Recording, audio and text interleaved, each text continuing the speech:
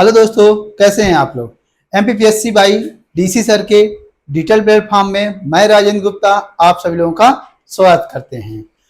आशा नहीं, मुझे पूर्ण उम्मीद है आप लोगों की जो तैयारी है अपने रिदम पर होगी, अपने एक गतिशील होगी। इसी गतिशीलता को बनाए रखने के लिए हम एमसीक्यू के माध्यम से हम उन क्वेश्चनों को लेकर आए हैं जो लोक सेवा आयोग क्वेश्चन पूछ चुका है। कई बार हमें ये देखने को मिला है कि बहुत सारे क्वेश्चन ऐसे होते, बहुत सेंस मतलब कि 8, 10, 2, 4 क्वेश्चन कि आयोग क्वेश्चनों को रिपीट करता है।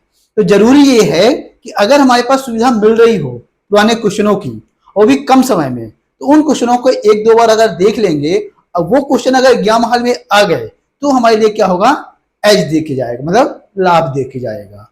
तो जरूरी इसी को हम लोग क्या किए हैं कि अलग अलग लेक्चर के माध्यम से 50 क्वेश्चन, 60, 70 क्वेश्चनों को लेकर एक एक लेक्चर बनाया है, जिसमें से ज्यादा समय भी ना हो और आप लोगों के लिए लाभदायक हो।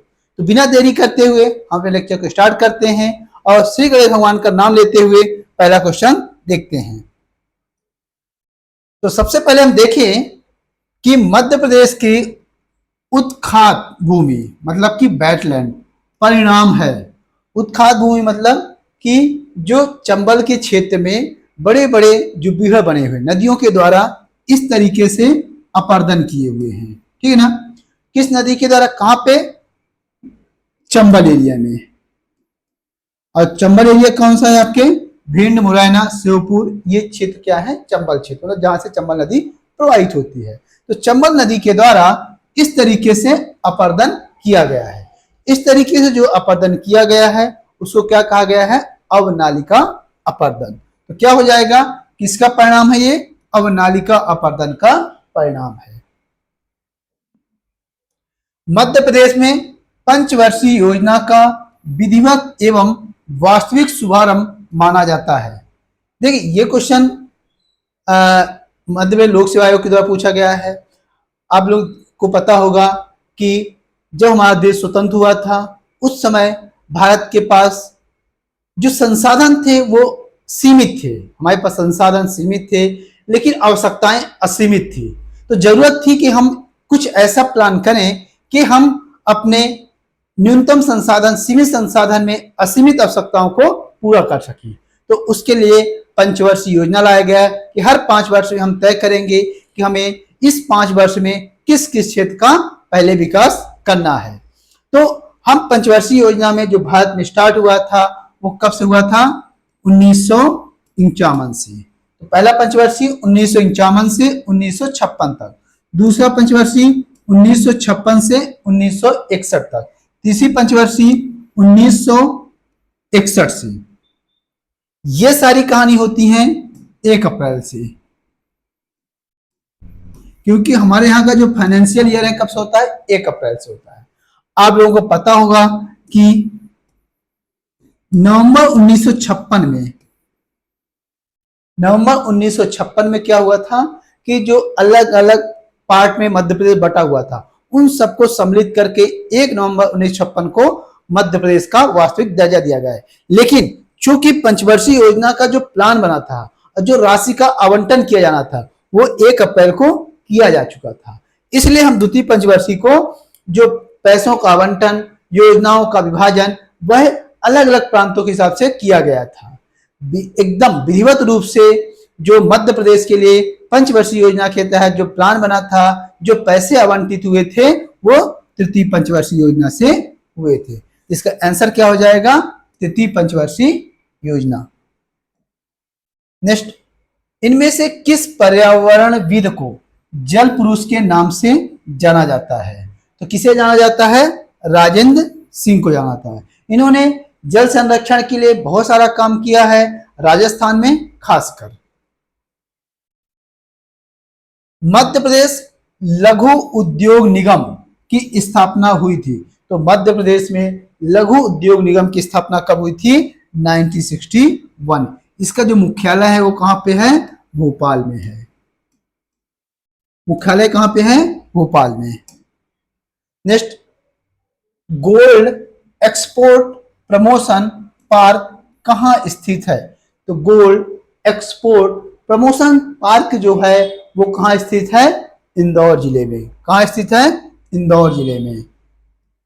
नेक्स्ट, 2011 की जनगणना के अनुसार मध्य प्रदेश की जनसंख्या है, तो आप लोगों को पता होगा कि मध्य प्रदेश की जनसंख्या कितनी है? 72, 62, 68, 09, मतलब कि 7 करोड़। ठीक है ना? हमारे पास ऑप्शन क्या होगा? 7.2 करोड़। नेक्स्ट देखते हैं, 2011 की जनगणना के अनुसार मध्य प्रदेश में सर्वाधिक जनसंख्या वाला जिला कौन सा है? तो मध्य प्रदेश में जो सर्वाधिक जनसंख्या वाला जिला है वो कौन सा है आपका? इंदौर में। इंदौर में मध्य प्रदेश में सर्वाधिक जनसंख्या पाई जाती है। नेक्स्ट देखते हैं, मध्य प्रदेश की अर्थव्यवस्था है, अगर हम बात करें मध्य प्रदेश की अर्थव्यवस्था कैसी है, तो मध्य प्रदेश के जो अधिकांश जनसंख्या है गांवों निवास करती है, जिसके जीवन का आधार या आय का मुख्य आधार क्या है? कृषि है। तो इसलिए मध्य प्रदेश की अर्थव्यवस्था कैसी है? कृषि प्रधान है। मध्य प्रदेश में खनिज नीति किस वर्ष घोषित हुई? तो मध्य प्रदेश की जो पहली खनिज नीति थी वह कब जारी की गई है? 1995 में जारी की गई है।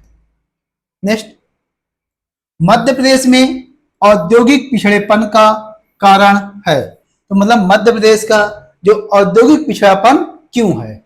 उसका जो प्रमुख कारण है वित्त का अभाव, शक्ति ऊर्जा का अभाव, कच्चे माल का अभाव, मतलब उपयुक्त सभी।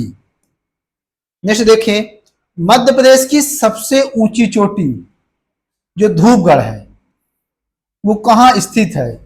कहाँ स्थित है? इसकी जो ऊंचाई है, कितनी ऊंचाई है? 1350 मीटर है। ये कहाँ स्थित है? आपके महादेव श्रेणी में स्थित है। नेक्स्ट देखते हैं, कौन सी श्रेणी यमुना और सोन के मध्य जल द्विभाजक का कार्य करती है? मतलब कि कोई एक ऐसी श्रेणी है, पर्वत श्रेणी है, जिसकी वजह से जो सोन नदी का पानी है वह यमुना में नहीं मिल पाया, मतलब सोन नदी गंगा की सहायक बनी, यमुना की नहीं बनी। तो उसका मूल कारण क्या है?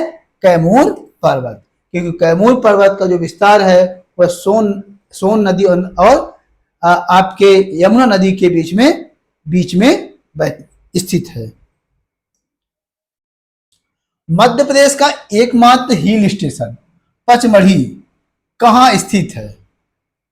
तो हिल स्टेशन पचमढ़ी कहाँ स्थित है? आपके महादेव श्रेणी में स्थित है। नेक्स्ट, तवा किस नदी की सहायक नदी है? देखिए, तवा जो है वह नर्मदा की सहायक नदी है और यह नर्मदा की सबसे बड़ी सहायक नदी है।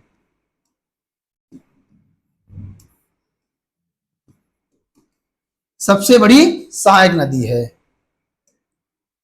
नेक्स्ट बात करें, भेड़ा घाट पर कौन सा जलप्रपात स्थित है? तो भेड़ा घाट पे कौन सा जलप्रपात स्थित है? आपके धुआंधार जलप्रपात स्थित है। नेक्स्ट, चंबल घाटी मध्य प्रदेश के किस भौतिक विभाग में स्थित है?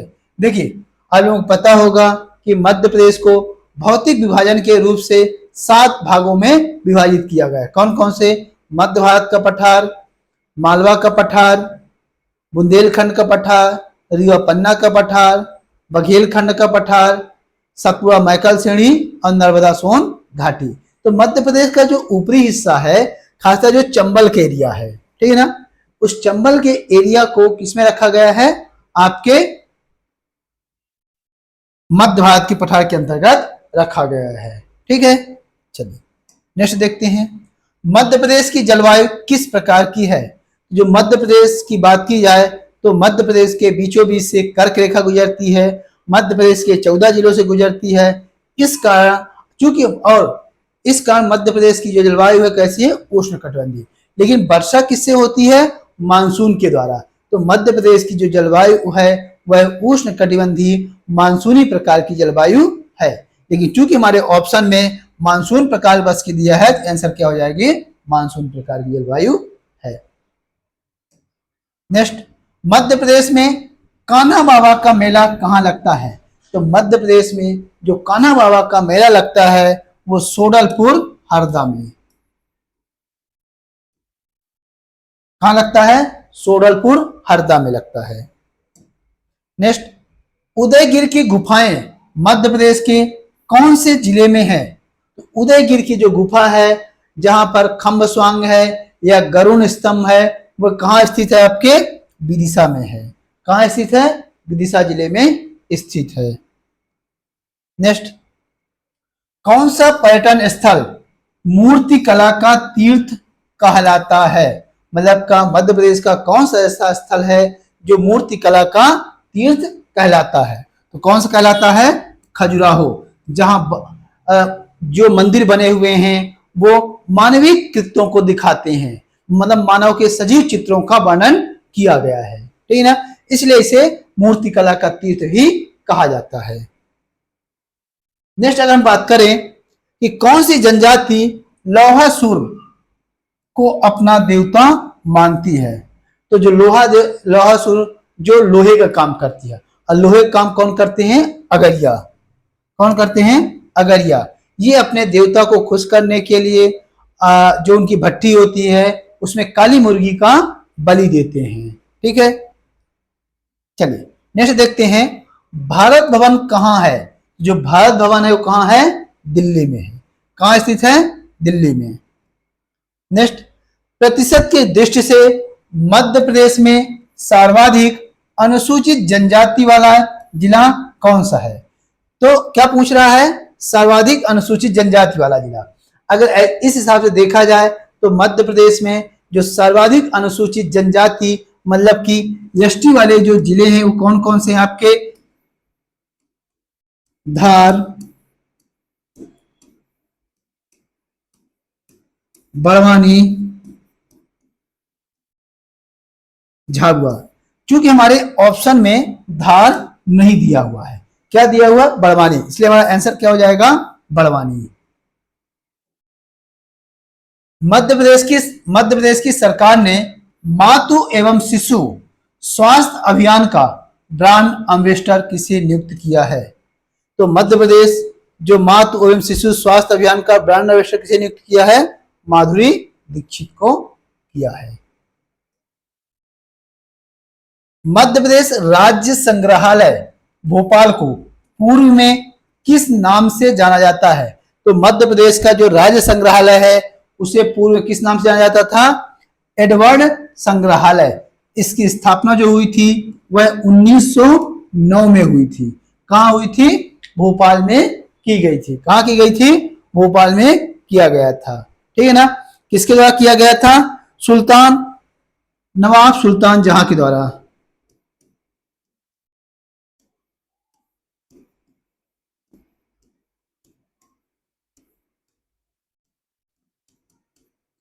नवाब सुल्तान जहां के द्वारा इसका स्थापना की गई थी। नेक्स्ट, मध्य प्रदेश क्रिकेट संघ का मुख्यालय कहाँ स्थित है? तो मध्य प्रदेश क्रिकेट संघ का मुख्यालय कहाँ पे है? आपके इंदौर में। नेक्स्ट, संध्या अग्रवाल का संबंध निम्नलिखित में से किस खेल से है? तो संध्या अग्रवाल जो है वह किस खेल संबंधित है? क्रिकेट खेल से संबंधित है।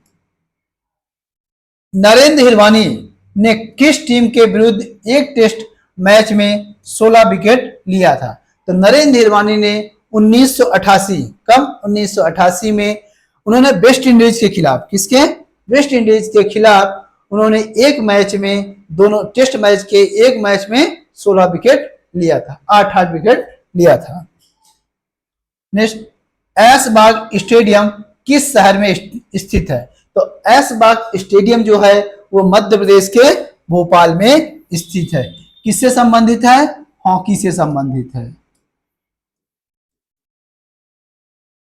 नेक्स्ट, रानी दुर्गावती ने मध्य प्रदेश के किस क्षेत्र में शासन किया? तो रानी दुर्गावती मध्य प्रदेश के आपके गोंडवाना क्षेत्र में, जो गोंडवाना क्षेत्र है वहां पर उन्हें शासन किया। नेक्स्ट, सेंधवा में किसके नेतृत्व में आदिवासियों ने आंदोलन किया था? तो सेंधवा जो है उसमें जो आंदोलन करता थे, अंग्रेजों के खिलाफ जो आंदोलन करता थे, उसका जो नेतृत्व करता कौन थे? भीम नायक, भीमा नायक। तो भीमा नायक के नेतृत्व में आंदोलन किया गया था। नेक्स्ट हम बात करें, भील जनजाति भारत में सबसे अधिक पाई जाती है। तो जो भील जनजाति है वे कहाँ कहाँ निवास करती हैं? मध्य प्रदेश में, महाराष्ट्र, गुजरात, राजस्थान आदि जिलों में निवास करती हैं, जिनमें मुख्य रूप से कहाँ निवास करती हैं? सबसे अधिक मात्रा में कहाँ निवास करती हैं? मध्य प्रदेश में निवास करती हैं। कहाँ निवास करती हैं? मध्य प्रदेश में। 73वां संविधान संशोधन का अभिपालन करने वाला पहला राज्य है। 73वां संविधान संशोधन के माध्यम से पूरे भारत में लोकतांत्रिक विकेंद्रीकरण को अपनाया गया और उसमें पंचायतों को संवैधानिक अधिकार दिया गया है। यह जो अधिनियम था इसे किसी भी राज्यों के विधानसभा द्वारा पारित किया जाने वाला मध्य प्रदेश पहला राज्य था। क्या हो जाएगा? मध्य प्रदेश। नेक्स्ट, मध्य प्रदेश शासन द्वारा संगीत के क्षेत्र में दी जाने वाली फेलोशिप कौन सी है? तो मतलब कि संगीत के क्षेत्र में कौन सी फेलोशिप दी जाती है? कौन सी दी जाती है? अलाउद्दीन खां। नेक्स्ट, विष्णु चिचलांकर कौन थे? अगर हम बात करें विष्णु चिचलांकर की हम बात करें, ये कौन थे? आपके चित्रकार थे। कौन थे? चित्रकार थे। नेक्स्ट, संत सिंघा जी मध्य प्रदेश के किस क्षेत्र के निवासी थे? तो संत सिंघा जी थे वह मध्य प्रदेश के किस क्षेत्र के निवासी थे? आपके निमाड़ के थे। और यही रहकर उन्होंने अपने भजन गाए और लोगों को जागृत किया। नेक्स्ट, मध्य प्रदेश पशु चिकित्सा एवं पशुपालन विश्वविद्यालय कहाँ स्थित है? यह जो पशुपालन बनाया गया विश्वविद्यालय बनाया गया है, कब बनाया गया है? 2009 में बनाया गया है। कहाँ बनाया गया है? आपके जबलपुर में बनाया गया है। नेक्स्ट, गणेश शंकर विद्यार्थी पुरस्कार किस क्षेत्र में संबंधित है? तो जो गणेश शंकर विद्यार्थी थे यह पत्रकारिता से जुड़े हुए थे, इसलिए पत्रकारिता के क्षेत्र में इनको पुरस्कार दिया जाता है। किसमें? पत्रकारिता में। मध्य प्रदेश में करेंसी प्रिंटिंग प्रेस मतलब कि मध्य प्रदेश में नोट छापने की कारखाना कहाँ स्थित है? नोट छापने का कारखाना कहाँ स्थित है? आपके देवास में। नेक्स्ट, धूपगढ़ चोटी स्थित है। धूपगढ़ की ऊंचाई कितनी है? 1350 मीटर है। यह कहाँ स्थित है? सतपुड़ा रेंज है। सतपुड़ा रेंज सतपुड़ा मैकल श्रेणी के महादेव श्रेणी में। कहा? महादेव श्रेणी में स्थित है। नेक्स्ट है, बिखरे मोती के रचयिता हैं। बिखरे मोती के जो रचयिता है वो कौन है? सुभद्रा कुमारी चौहान, जिनका जन्म कहाँ हुआ था? बनारस में हुआ था। नौकायान के क्षेत्र में मध्य प्रदेश से अर्जुन अवार्ड प्राप्त कौन है? मतलब कि मध्य प्रदेश के जो खिलाड़ी दिए हुए हैं उनमें से कौन से ऐसे खिलाड़ी हैं जिनको भारत सरकार द्वारा अर्जुन अवार्ड दिया गया है? कौन थे वो? GL यादव जी। नेक्स्ट, भारतीय वन अनुसंधान संस्थान की क्षेत्रीय अनुसंधान शाखा मध्य प्रदेश की किस जिले में स्थित है? अगर ऐसे देखा जाए तो भारतीय वन अनुसंधान संस्थान कहाँ पे है? देहरादून। कहाँ स्थित है? देहरादून। इसका एक क्षेत्रीय कार्यालय मध्य प्रदेश में स्थित है और मध्य प्रदेश कहाँ स्थित है? जबलपुर में।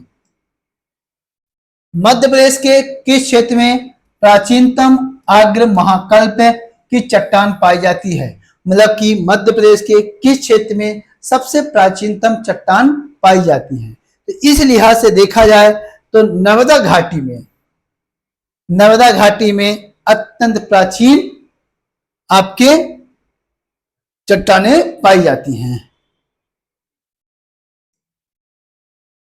2011 की जनगणना के अनुसार मध्य प्रदेश के किस जिले में अनुसूचित जनजातियों का लिंगानुपात सर्वाधिक है? तो मध्य प्रदेश के किस जिले में अनुसूचित जनजातियों का लिंगानुपात सर्वाधिक है? तो कहाँ है? बालाघाट में ही है। नेक्स्ट है, मध्य प्रदेश में आधुनिक सचिवालय कब गठित हुआ? तो मध्य प्रदेश में आधुनिक सचिवालय जो गठन हुआ था नवंबर 1956 में हुआ था। कब हुआ था? नवंबर 1956 में हुआ था।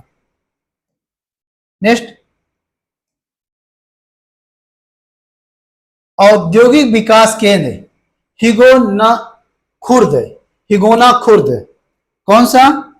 हिगोना खुर्द। औद्योगिक विकास केंद्र हिगोना खुर्द मध्य प्रदेश के किस जिले में स्थित है? तो हिगोना खुर्द की बात करें, ये बानमौर में स्थित है। कहां स्थित है? अब बानमौर कहां पे है? मुरैना। क्या हो जाएगा? मुरैना। नेक्स्ट, खेलो इंडिया यूथ गेम्स 2023 में स्लम खेल का आयोजन स्थल कौन सा था?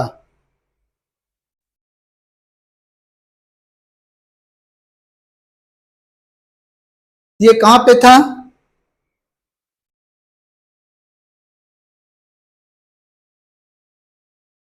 भोपाल में। कहां था ये?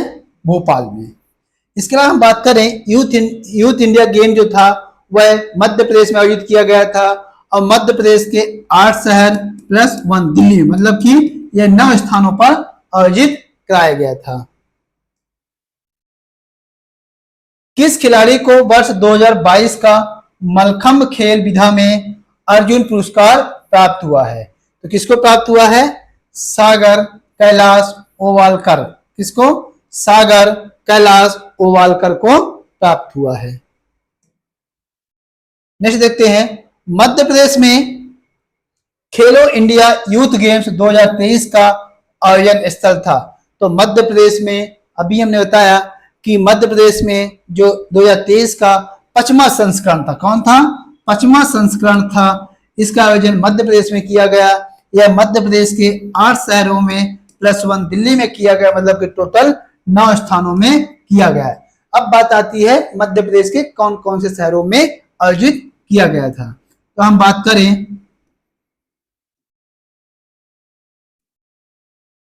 भोपाल, इंदौर,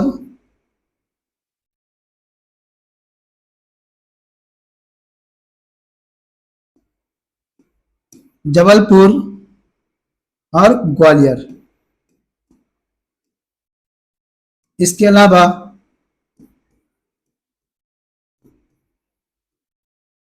बालाघाट, मंडला, महेश्वर और उज्जैन, ये मध्य प्रदेश के 8 स्थल थे जहां क्या मनाया गया था? खेलो इंडिया यूथ गेम का आयोजन किया गया था। चलिए नेक्स्ट देखते हैं, निम्नलिखित में किस विकल्प में जनजाति का नाम वहां प्रचलित युवा गृह के नाम से सम्मिलित नहीं है? मतलब कि हमारे पास कुछ ऑप्शन दिए हुए हैं, उन्हें हमें देखना है कि कौन सा ऐसा ऑप्शन है जिसके युवा गृह से संबंधित नहीं है, जो जनजातियों में प्रचलित होता है। सबसे बात करें, मड़िया घोटुल प्रथा, यह सही है। मुंडा गतियोरा, यह सही है। उराव घूमखेल, यह सही है। यह गलत है। चलिए, तानसेन के गुरु बाबा हरिदास निम्नलिखित में से किस स्थान के निवासी थे? तो जो तानसेन के गुरु बाबा हरिदास थे वो कहां के निवासी थे? वृंदावन के निवासी थे। नेक्स्ट हम बात करें, मालती माधव किसकी कृति थी? मालती माधव किसकी कृति थी? भावभूति की।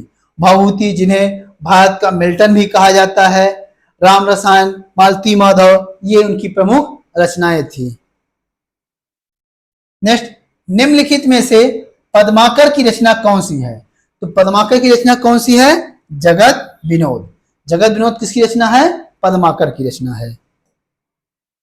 चलिए, रामचंद्रिका के रचयिता कौन थे? तो रामचंद्रिका के रचयिता कौन थे?